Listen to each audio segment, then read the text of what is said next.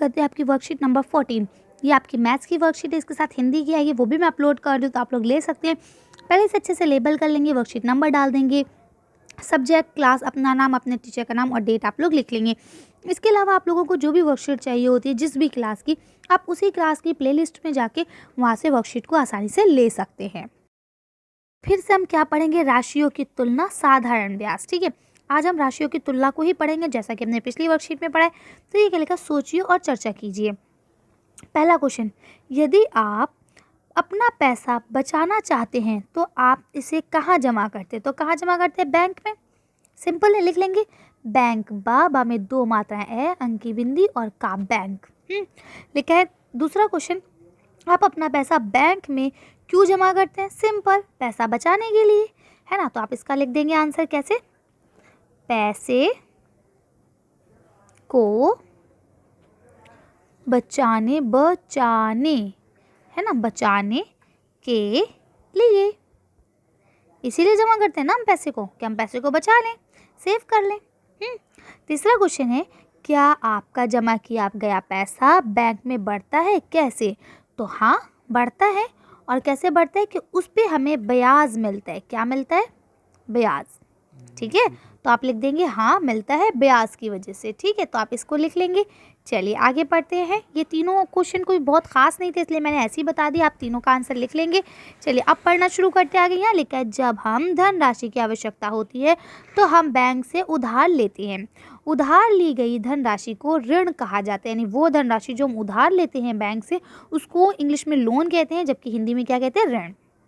उधार धनराशि के उपयोग के लिए अतिरिक्त राशि का भुगतान करना पड़ता है, यानी किया जाता है। क्या होता है, अगर आपने 1000 रुपये लिए हैं तो उसके ऊपर कुछ आपका जो है ना वो प्लस हो जाता है, जिसे हम कहते हैं ब्याज। ठीक है, तो वो जो अतिरिक्त राशि है उसे हम क्या कहते हैं? ब्याज कहते हैं। देखिए लिखा हुआ है ना यहाँ पे। अब जैसे मान लीजिए 1000 रुपये, तो अगर 1000 रुपये पे आपको कहा जाए कि 20 रुपये देने हैं महीने पे या 50 रुपये देने हैं महीने पे, वो बैंक वाले जो होते हैं ना वो निर्धारित करते हैं कि आपको कितने रुपए देने हैं। ठीक है, इसको हम क्या कहते हैं? ब्याज कहते हैं। ऋण पर ब्याज के शुल्क की गणना के लिए साधारण ब्याज का आसान विधि होती है, यानी कि यही आपको आसान विधि सिखाई जाएगी, साधारण ब्याज की महत्वपूर्ण पद। उसी विधि को आज हम जानेंगे। तो देखिए, मूल्यधन यानी कि जो पैसा हमने लिया है बैंक से, एक्चुअल में जो पैसा लिया गया है वो कहलाता है पी, यानी कि प्रिंसिपल। ठीक है, जो पैसा हम जमा करते हैं या उधार लेते हैं उसे मूल्यधन कहा जाता है, यानी जो हमने जमा किया या जो हमने उधार लिया वो आपका मूल्यधन कहलाता है। उसके बाद आता है ब्याज दर, यानी कि रेट, इंटरेस्ट रेट। ठीक है, तो एक वर्ष में 100 रुपये पर जो ब्याज चढ़ेगा उसकी दर को जानना चाहते हैं तो वही आपका ब्याज दर कहलाता है। नहीं लिखा ना, वर्ष के लिए यानी एक वर्ष के लिए 100 रुपये का ब्याज प्रति वर्ष ब्याज दर के रूप में जाना जाता है। ठीक है, तो ये ब्याज दर है यानी कि रेट, यानी और जो इसमें ब्याज चढ़ता है वो पूरा साल पे चढ़ता है। जो हम इस तरह से फॉर्मूला निकालते हैं ना उसमें जो आपका ब्याज चढ़ेगा वो पूरे एक साल का माना जाता है। ठीक है, उसके बाद है समय, वह समय जिसके लिए आपको मूल्यधन को रखा गया है या उपयोग किया जाता है उसे समय कहते हैं। यानी कि अब आपने ब्याज लेते हैं ना, अगर आपके मम्मी पापा या कोई चीज़ खरीदते हैं तो इस तरह से ब्याज पे खरीदते हैं, या अगर आपके पापा मम्मी ने एक घर बनाने या इन सब चीज़ों के लोन वगैरह ले रखा है तो यही है ना, कहते हैं हम इतने दिन में आपके पैसे वापस करेंगे, उसी को हम क्या कहते हैं? समय कहते हैं। ठीक, तो अब कितनी चीज़ें हो गई? टोटल 3 चीज़ें, यानी वो पैसा जो हमने लिया, वो पैसा जिसके ऊपर ब्याज चढ़ा, कितना ब्याज चढ़ा, और उसके बाद समय के हमने वो पैसा कितने समय के लिए लिया। ठीक, अब साधारण ब्याज की गणना हम कैसे करते हैं? तो यहाँ लिखा है मूलधन यानी कि जो प्रिंसिपल है यानी पी द्वारा प्रति वर्ष ब्याज जो चढ़ाया गया यानी आर, और जो जितने टाइम पे हमें उसे वापस करना है वो उससे हमें की जाती है। तो देखिए ये सिंपल सा है, साधारण ब्याज दर कैसे निकालते हैं? मूलधन इंटू समय इंटू दर। ठीक है, सबको आपस में मल्टीप्लाई करते हैं। हमेशा याद रखिएगा कि जो ये आपका दर यानी कि रेट होता है ये हमेशा प्रतिशत में होता है। ठीक है, इसीलिए इसको हम बटे में 100 रखते हैं।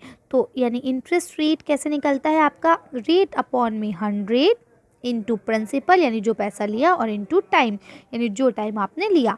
ठीक है, मूल्यधन में ब्याज को जोड़ा जाए तो उसे मिश्र धन कहते हैं, यानी कि आपने जो पैसा लिया रियल में, ठीक है, ये प्रिंसिपल जो पैसा आपने लिया, अब जब आप वापस करेंगे तो ये पैसा तो आप वापस करेंगे ही करेंगे, साथ में आपको ब्याज भी वापस करना पड़ेगा। ठीक है, तो जो प्रिंसिपल है उसको अगर हम उससे जोड़ दें तो वो मिश्रित धन बन जाता है। ठीक है, तो अब यहाँ देखिए क्या लिखा है, इस तरह से आपको समझ में आ गया। अब देखिए ये आपको एक उदाहरण दे रहे हैं, इससे एक उदाहरण की मदद से समझते हैं। यानी उदाहरण के तौर पर रमन 1,000 रुपये उधार लेना चाहता है। स्थानीय बैंक ने प्रति वर्ष 10% ब्याज दर लगाई। ठीक है, उन्होंने कहा अगर तुम 1,000 रुपये उधार लेते हो तो 1,000 रुपये पे 1 साल में तुम्हें 10% पैसे देना पड़ेंगे। ठीक है, तो अब देखिए उसने 1,000 रुपये उधार ले लिए। ठीक है, तो उसके कितने रुपए हुए, यानी कि 100 रुपये का खर्चा आएगा। इस मामले में उसे मूल्यधन यानी प्रिंसिपल क्या हुआ, उसका 1,000 हुआ। ठीक है, ब्याज दर कितना हुआ, 10%। ठीक है, और वर्ष कितना हुआ, एक साल का समय हुआ ना। तो अब साधारण दर हम कैसे, साधारण ब्याज कैसे निकालेंगे, तो आई इज इक्वल टू, अब आपका उसने कितने टाइम के लिए लिया है पैसा, 1 साल के लिए। ठीक है, तो 1 वर्ष हो जाएगा। ठीक, इनटू, पहले यहाँ से देखते हैं इसके अकॉर्डिंग करते चलिए। देखिए आर रेट कितना है, 10% है, तो 10 के नीचे 100 आ जाएगा। प्रिंसिपल कितना है, 1,000 रुपये। ठीक है, और उसके बाद टाइम कितना है, 1 साल। ठीक है, अब आप देख सकते हैं किस तरह से इसमें से ये ज़ीरो कट गया, ये ज़ीरो, ये कट गया इस ज़ीरो से। ठीक है, ये दोनों हो गए तो कितना हो गया, 100। इसको मल्टीप्लाई करेंगे, 10 इंटू 10 करेंगे तो आंसर आएगा 100। ठीक है, तो कितने रुपए हो गए इंटरेस्ट, यानी 100 रुपये। उसे 1,000 रुपये पे, अगर उसने 1,000 रुपये लिए तो 1 साल में उसे 100 रुपये और देना पड़ेंगे इसके साथ। तो अब मूलधन और उसमें ब्याज को जोड़ लें, कितने होते हैं, 1,100 रुपये। और ये 1,100 रुपये जो आपके बनते हैं ये अब उसे वापस करने हैं टोटल। ठीक है, इसे हम क्या कहते हैं, मिश्र धन कहते हैं। ठीक, तो इस तरह से यहाँ आपको यही चीज़ दिखाई गई है। ये देखिए बन गए उसके भी 1,100 रुपये। ठीक, तो इसी तरह से अब आपका अगला एक और क्वेश्चन उन्होंने आपको समझाया है कि उदाहरण 2, जैसे किसी दर पर 4 साल वर्ष के लिए 1,800 रुपये लिए गए, 18,000 है ना, 1, 10, 100, 1000, 10,000, हाँ 18,000 रुपये की राशि ली गई। ठीक है, और 27,000 रुपये की राशि हो जाएगी। तो अब कैसे होगी, चलिए देखते हैं कि उसका ए जो यानी ब्याज जो है वो कितना है आपका, 27,000, क्योंकि उन्हें दे दिया ना कि अगर उसने 18,000 रुपये लिए 4 वर्ष के लिए तो उसको 27,000 रुपये वापस करने हैं। तो उसका मूलधन जो उसने लिया वो 18,000 है, टाइम कितना है, 4 साल। ठीक है, तो अब हम इसको कैसे निकालेंगे, तो देखिए बहुत सिंपल सा तरीका है कि आप पहले उसमें से ए में से पी को माइनस कर देंगे। यानी आपको पता चल जाएगा कि इंटरेस्ट रेट जो आया था वो कितना है, मेन मतलब ये तो ऑल ओवर है ना, इंटरेस्ट मिला के। तो जब आप प्रिंसिपल को माइनस करेंगे इंटरेस्ट में से तो आपको पता चल जाएगा कि उसने कितना ब्याज दिया। ठीक है, तो जब आप 2700 में से 27,000 में से 18,000 को माइनस करेंगे तो आपका 9,000 आंसर आएगा। ठीक है, यानी उसने 9,000 रुपये ब्याज के तौर पे दिए हैं। अब आप पहले की तरह बिल्कुल फॉर्मूला पुट करेंगे तो आपका रेट कितना हो जाएगा आपका। ठीक, ये आपको पता नहीं तो आपको रेट निकालना है इस वक्त कि उसने कितना ब्याज दिया। ये लिखा ना किस दर पे उसने ब्याज दिया, तो आपको रेट निकालना है। फॉर्मूला आप सेम रखेंगे। फॉर्मूला आपका क्या था कि I is equal to R upon में 100 इंटू पी इंटू टी, यही है। तो देखिए अब आई की जगह पे आप क्या रखेंगे, इस फॉर्मूले को हम लोग चेंज करेंगे। ये आर जो है ना ये इधर सामने आ जाएगा, बाकी सारी चीज़ें इधर हो जाएंगी। ठीक, तो देखिए इस तरह से हम लोग कर लेंगे। ये आपका फॉर्मूला बन जाएगा नया वाला। ठीक, ये वाला आर 100 अपॉन में 100 इंटू आई और पी इंटू टी कैसे करते हैं देखिए हम आपको सिखा दें कि ये आर जो है ये यहीं रह जाएगा। ठीक है, और ये जो बाकी चीज़ें ना ये सब इधर आ जाएंगी। तो देखिए इस तरह से ये फॉर्मूला आपका फॉर्मेट हो जाएगा। ठीक, तो अब क्या हो जाएगा, 100 का आपका 100 रहेगा, ये दर वाला आई की जगह पे इंटरेस्ट रेट आ जाएगा, यानी कि जो आपका 9,000 है। उसके बाद पी जो उसने 18,000 लिया था वो हो जाएगा, और टाइम जो है उसका 4,000 हो जाएगा। ठीक है, तो इस तरह से ये लिख लेंगे इसको आप लोग, फिर इसे सॉल्व करेंगे। देखिए ये हो गया आपका 100 जो उसका रेट था। ठीक है, उसके बाद इनटू में आई यानी उसने इंटरेस्ट कितना लिया, तो ये उसका हो गया था 9,000 रुपये। ठीक है, बटे में आपको क्या रखना है, 18,000 यानी कि पी जो उसने असलियत में पैसे लिए थे वो, और इंटू 4 साल का टाइम। तो देखिए 1 2 3 1 2 3 तीनों ज़ीरो कट गए। उसके बाद इसे काटेंगे आप 2 सत्ते 2 निम 18, 2 पंजे 10। ठीक है, उसके बाद इसे आप काटेंगे कैसे, 9 एकम 9, 9 एकम 9। ठीक है, अब यहाँ आपका बचा 4 और यहाँ क्या बचा 50। तो 2 दूनी 4 होता है, 2 दूनी 4 और ये 10, 2 पंजे 10। ठीक है, तो अब आपका अगर देखें तो टोटल मिला के आपका सिर्फ यहाँ बचा है 25 और यहाँ बचा है 2। तो आप इसको क्लियर लिखेंगे 25 बटे में 2। ये देखिए यही आपका आंसर भी आ रहा है यहाँ पे 25 बटे में 2। अब इसको हम काटेंगे, 2 एकम 2, 2 एकम 2, 2 दूनी 4, यहाँ 1 बचेगा, यहाँ पॉइंट लगाएंगे, उस 1 के आगे 0 आ जाता है। ठीक है, तो 2 पंजे 10। तो देखिए 12.5% ब्याज दिया उसने। अब इसको कैसे करें, एक बार मैं आपको ऐसे इस तरह से डिवाइड करके दिखा देती हूँ, अगर आपके समझ में नहीं आए तो देखिए 2 1 2 हो जाएगा, यहाँ क्या बचेगा 0, ये 5 उतरेगा तो 2 2 ज़ा क्या हो जाएगा 4, यहाँ बचेगा 1। ठीक है, यहाँ हम पॉइंट लगाएंगे, पॉइंट से 0 आ जाएगा तो ये 2 5 ज़ा 10 हो जाएगा और ये भी कट जाएगा। ठीक है, तो कितना आया 12%। ठीक, चलिए अब आगे देखते हैं। यहाँ देखिए लिखा है आओ अभ्यास करें। अब आपको कहा गया कि चलिए एक बार हम लोग करके देखते हैं कि आपको क्या समझ में आया। लिखा 35,000 7% वार्षिक दर से उधार लिया जाता है तो 2 वर्ष के बाद उसका कितना साधारण ब्याज होगा, ये आपको बताना। चलिए इसका आंसर देखते हैं कि उसका साधारण ब्याज क्या होगा। देखिए आप इसका आंसर यहाँ से लिखेंगे कि वो अमाउंट जो लिया गया यानी उधार ली गई रकम जो है वो कितनी है 3500 रुपये। ठीक है, अब उसके बाद उन्होंने बोला था इंटरेस्ट रेट कितना होगा 60% होगा 1 साल का। ठीक है, अब उसको कितने साल पे देना था, उसको देना था 2 साल पे। ठीक है, तो पहले हम क्या करेंगे, इसे कैलकुलेट करेंगे कि इंटरेस्ट रेट 1 साल का कितना होगा। तो देखिए 3500 रुपये उसने उधार लिए यानी 3500 उधार लिए। ठीक है, अब 3500 को हम 100 पर जो 7% इंटरेस्ट रेट है उससे 7/100 करके डिवाइड करेंगे तो उससे क्या होगा, ये 2 जीरो से ये 2 जीरो कट जाएंगे। ठीक है, और यहाँ ये बचेगा तो 7 को 35 से मल्टीप्लाई करेंगे तो ये आ जाएगा, यानी 1 साल का जो ब्याज होगा वो इतने रुपये होगा उसे देना पड़ेगा, यानी 3500 रुपये पे 245 रुपये उसे ब्याज देना पड़ेगा। अब क्योंकि उसको 2 साल का ब्याज देना है तो यही हम 2 बार प्लस कर लेंगे। तो देखिए इस तरह से अब आपको पता चल गया कितने हो गए 490 रुपये। ठीक है, यानी अब उसके 2 साल का ब्याज कितना बना 490 रुपये का, 2 साल का इंटरेस्ट कितना बना 490 रुपये। ठीक है, तो अब उसका सिंपल इंटरेस्ट जो बना वो कितना बना 490, यही आपको कैलकुलेट करना था तो आपने सिंपल इंटरेस्ट 490 रुपये कैलकुलेट कर लिया। का यहाँ दूसरा क्वेश्चन है कि रितु एक बचत खाते में 7,000 जमा करती है, बैंक 6% वार्षिक ब्याज देता है उसको। ठीक है, 6% वार्षिक दर से ब्याज देता है तो 5 साल के बाद उसकी राशि में उसे कितने रुपए और ऐड मिलेंगे। तो चलिए इसका आंसर देख लेते हैं। देखिए ये थोड़ा सा ब्लर हो गया है लेकिन मैं पढ़ा रही हूँ तो आप लोग ध्यान से सुनेंगे। देखिए अमाउंट डिपॉजिट यानी वो रकम जो जमा की गई थी कितनी थी 7,000 रुपये। ठीक है, 7,000 रुपये उसने जमा करे जिस पे उसे 6% का ब्याज मिलेगा। ठीक है, कितने साल पे 1 साल पे। तो अब उसको कितना ब्याज मिला, हम क्या करेंगे 7,000 उसने जमा करे लिख दिए, 6% का ब्याज मिलेगा तो 6/100 कर दिया और 5 साल के लिए उसने जमा करे तो हमने लिख दिया 5 साल, क्योंकि उसने 5 साल के लिए जमा करे ना इसलिए हमने ईयर जो है वो 5 ईयर लिख दिया। अब हम क्या करेंगे इसको सॉल्व करेंगे। देखिए 700 ये 000 इंटू 6/100 इंटू 5, यही है। इन 2 जीरो से ये 2 जीरो गए। ठीक है, अब नीचे क्या बचा सिर्फ 1, तब ये बचा 70 को 6 से मल्टीप्लाई करेंगे और उसके बाद 5 से मल्टीप्लाई करेंगे। तो चलिए करके देख लेते हैं हम लोग एक बार। तो देखिए 70 को 6 से करेंगे तो क्या हो जाएगा 0 का 0 6 से 42 है ना। उसके बाद क्या होगा, फिर हम इसे 5 से मल्टीप्लाई करेंगे तो इसे 5 से मल्टीप्लाई करिए 0 0 5 दूनी 10 का 0 क्या लगे 5 चौक 20 और 1 21, कितना आ गया 2100 आ गया।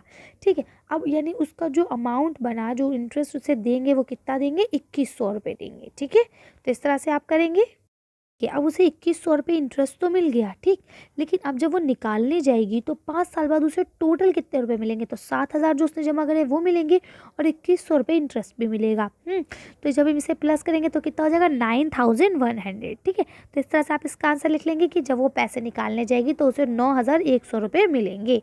चलिए अगला क्वेश्चन बढ़ते हैं।